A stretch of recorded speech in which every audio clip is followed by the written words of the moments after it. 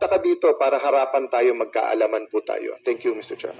Ang 18 magigiting na ex-soldiers, kung totoo pong ganun kayaman si Mike Defensor, magkano, Mr. Speaker? Mr. President, 5 million each. Nakita ko 5 million. Each. Walang nakalagay na each eh.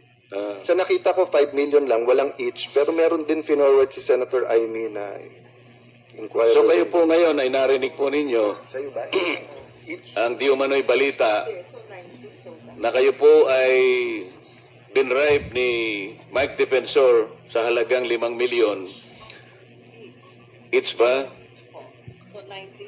So 90 million po ang pinambribe sa inyo ni Mike Defensor para lang gumawa kayo ng ganitong salaysay na sa aking pananaw ay bawat isa sa inyo ay tigli 5 milyong piso para gumawa kayo ng salaysay na ito na inyo ngayong ibinigay sa amin kaugnay ng pagsisiyasat sa flood control scandal. Hindi po, Your Honor. Pwede po bang hirap dito, Your Honor, yung nagsabi niyan para patotohanan niya? Yan nga po, Sa ngayon mo po, naman. Your Honor, halos nga yung pamilya nga namin ngayon,